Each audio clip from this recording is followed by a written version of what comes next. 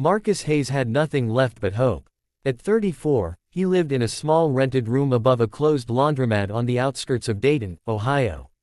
The walls were thin, the heater unreliable, and the silence at night louder than traffic. He had been sober for 11 months, 23 days, and counting each sunrise like a fragile victory. Everything he did now was for one reason: his 6-year-old son, Jake.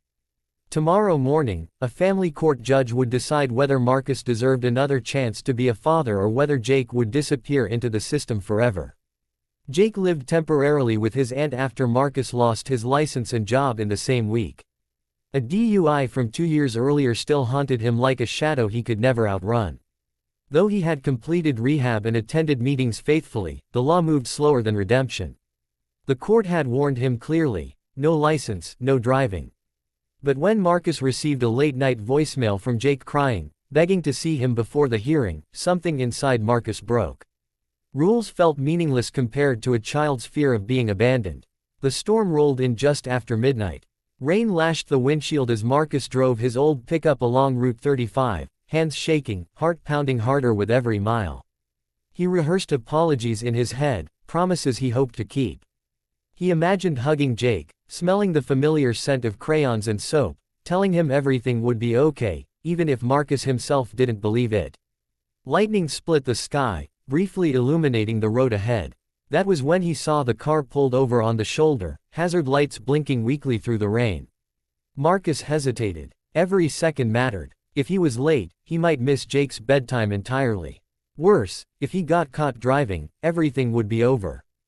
But as he passed, he noticed a woman standing outside the car, struggling with a jack, rain soaking her coat. Her tire lay shredded on the asphalt. She looked terrified, alone, and helpless in the storm. Marcus cursed under his breath, slowed, then pulled over anyway. Some habits, he realized, sobriety hadn't erased, like helping someone who needed it.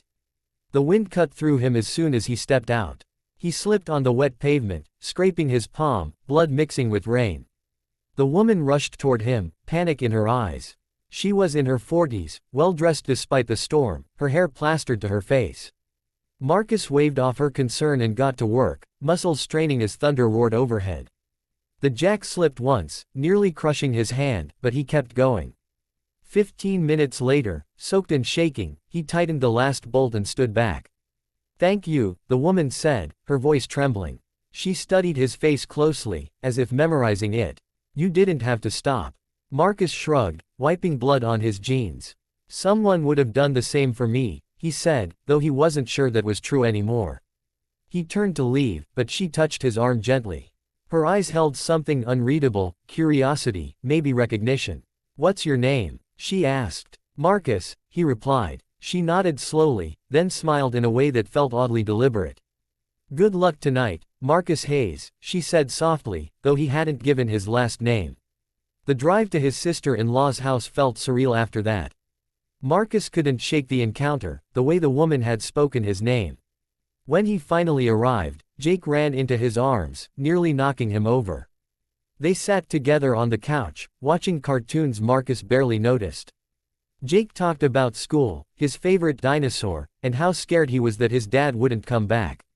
Marcus held him tighter, whispering promises into his hair, praying they weren't lies.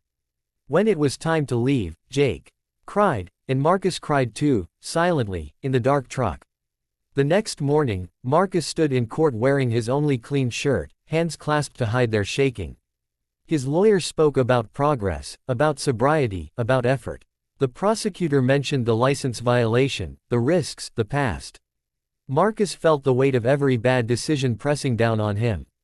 Then something unexpected happened. The judge paused, adjusting her glasses, and asked Marcus to step forward. She looked at him carefully, her gaze familiar, piercing, and suddenly it clicked. She was the woman from the highway. A murmur spread through the courtroom. The judge cleared her throat. "Mr. Hayes," she said evenly, "last night, during a severe storm, a stranger stopped to help me when I was stranded on the roadside. He was injured, soaked, and clearly in a hurry, yet he stayed until I was safe." Marcus felt his knees weaken. "That man was you." She held up her hand before anyone could object. "This court does not rule on sentiment. But character matters. Actions matter." And sometimes, who you are when no one is watching matters most. The room was silent as the judge continued. She acknowledged Marcus's violations, his past mistakes, and the risks he had taken. But she also acknowledged his sobriety, his commitment, and his willingness to put others before himself, even when he had nothing left to give. The ruling was conditional custody, supervised at first, mandatory check-ins, strict compliance. But Jake would come home. Marcus broke down completely, sobbing in open court, unable to speak. The judge's voice softened. "Don't make me regret this," she said. Months later, Marcus walked Jake to school every morning.